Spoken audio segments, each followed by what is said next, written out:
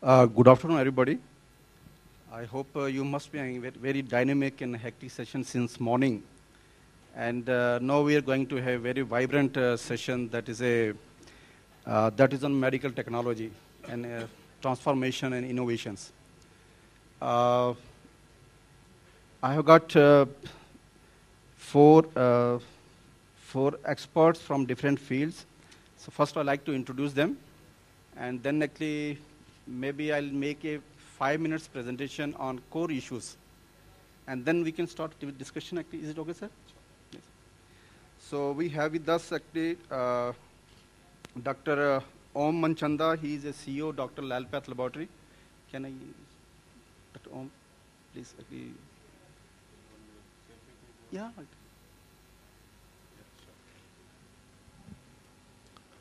I work for Dr. Lal Path Labs as a CEO. And brief background about me, prior to joining Dr. Lal's, I worked for 3 organizations.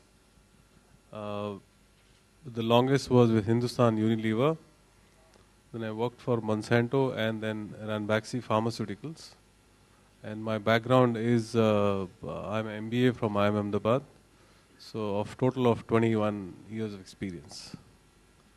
And why I write doctor is that I'm a veterinary doctor as well. So that I did many years back, but I think my destiny took me in different direction. But I still write that because it's relevant in the field in which I work. So next expert we have Dr. Suri. Can you just introduce? Hello, I'm Dr. J.S. Suri. I'm a graduate of Armed Forces Medical College and a postgraduate in pathology from All India Institute of Medical Sciences, year 1973. After working for various hospitals in Delhi and Iran, I started my own lab in the name of Dr. Suri Lab Private Limited in the year 1980. That is about 31 years back. And we are still continuing with the Dr. Suri Lab Private Limited. Thank you. Next we have Dr. Sudhir Behel. He is the chairman and CEO of Nova Medical. I don't know, fortunately or unfortunately, I'm not a medical doctor, but I'm an engineer MBA, but I fell in love with healthcare 18 years back. I joined a company called GE and in the healthcare division. From that day till today, I'm learning everything new in technology and in healthcare. And if you ask my professional experience, I was with GE for 12 years, Apollo Hospitals Group for 3 years. And then I was with a private equity company called ICICI Venture, where we set up the Tier 2 town hospital network. Just joined Nova. This is again a concept which is very prevalent across the world, which I'll share with you in detail, where we use technology very effectively to reduce the patient staying time inside the facility.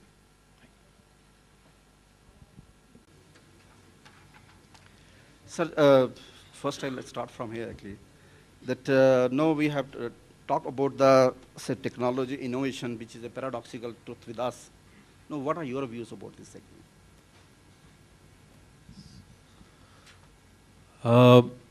I think there are three of us sitting here who are into diagnostics or pathology field.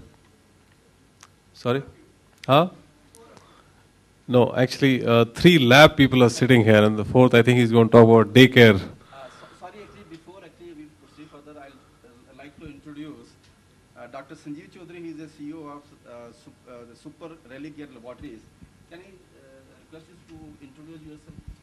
Yeah, thank you, sir. My name is Sanjeev Chaudhary. I run and manage the Super Reliquare Laboratories network in India and overseas. So I meant actually people who directly are into pathology labs. So I represent Dr. Lal Labs here. What I'll try and do is that maybe Sanjeev and Dr. Suri, you can touch upon a few other areas. I'll try and actually see from my perspective where the role of technology lies in a business like ours. As you may know that pathology labs, there are standalone labs and there are chain of labs. Now, chain of labs actually require application of technology even more in the area of logistics or services, etc.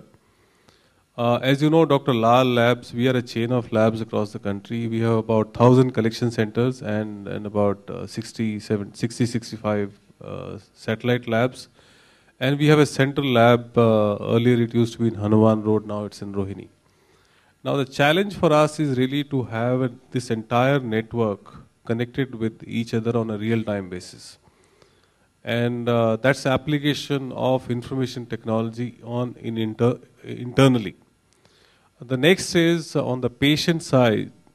As you know, the penetration levels of internet is growing and everybody wants to access the internet and download the report. So if you look at the entire process from the time of sample collection till the time of report delivery, actually it's all about information technology.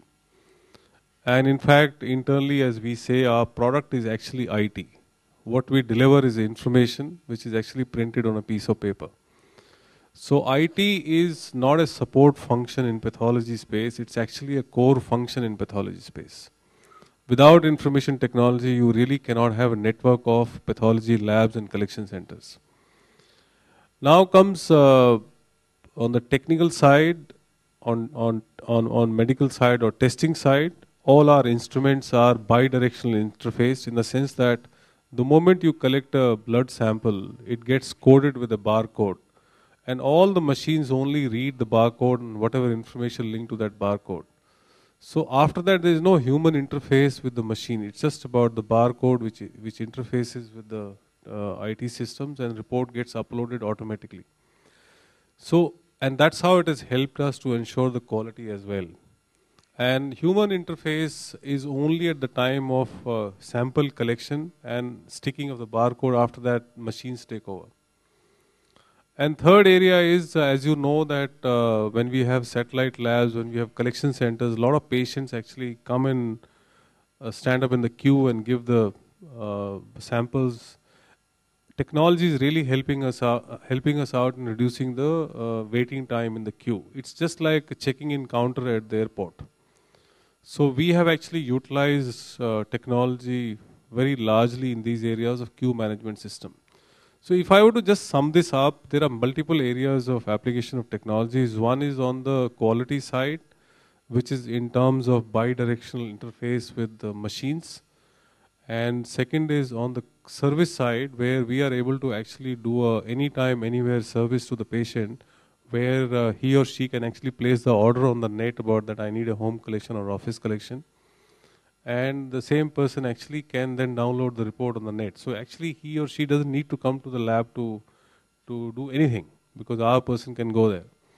Internally, we are able to create a network of labs across the country, or not only across the country, we get samples from outside as well, which are actually connected on a real-time basis. So there are wider areas of application technology here, application of technology. The fourth one is all about pure science, and I think Dr. Suri can add a little more onto that because that's his core area.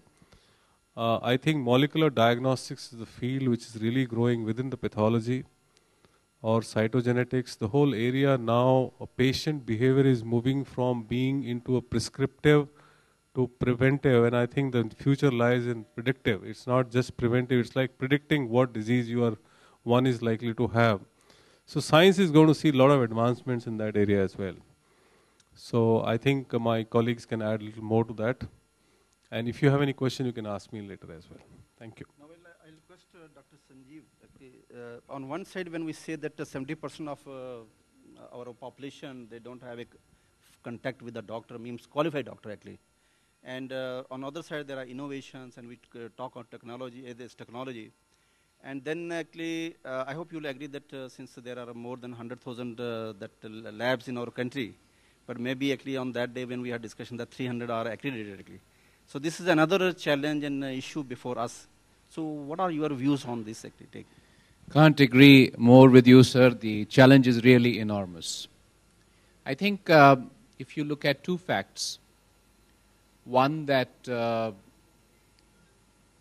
humans tend to get unwell, and therefore they need to be treated. And in the last 10 years, there has been a huge convergence of symptoms 10 years back, if you were to go to a doctor and describe your symptoms, it was quite likely that the line of treatment that was laid out was correct even without diagnosis.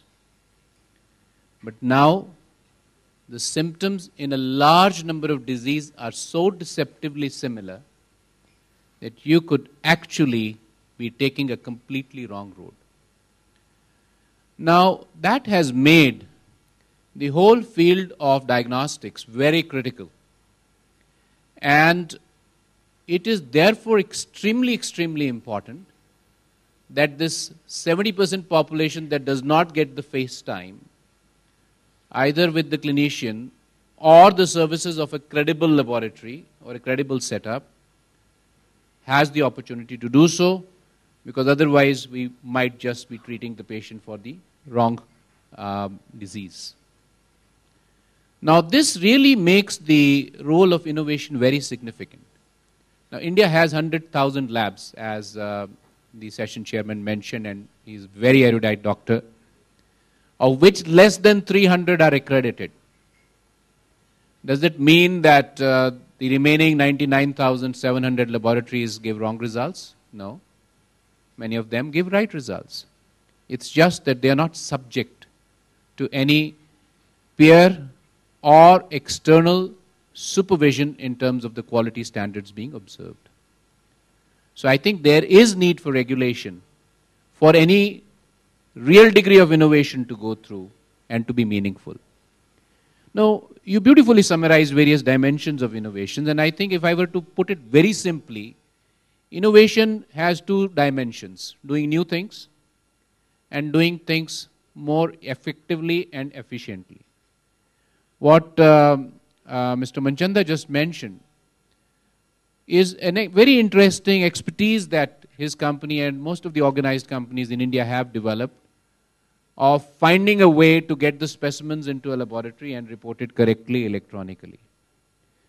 But that does not understate or underestimate the problem at hand we have, that of the many, many reports that this country prints, there are a large number that are not reliable. I must share with you a very interesting anecdote. A foreign visitor to India was taken to see three kinds of laboratories. The first is the organized laboratories such as Dr. Lal's, Dr. Suri's, Quest or Super Religare, or any of the better laboratories in the country. The second was a typical street side laboratory where the doctor was present. And the third laboratory was a corner laboratory, what they described as corner laboratory. So when this visitor went there and asked to see the pathologist, the technician on duty said that the pathologist is on maternity leave for 3 months. So what happens to the reports? She has signed 300 pages of paper, and I print the report on that and circulate. Now maybe he does a good job, maybe he doesn't. So I think it defeats the whole purpose of innovation if the intent is to cheat. So for innovation to be meaningful, for technology to be deployed correctly, the most important thing is that the whole medical ethos must be based on trying to do things correctly. So when we talk of innovation, we also need to lift what I repeatedly call the medical conscience of the nation,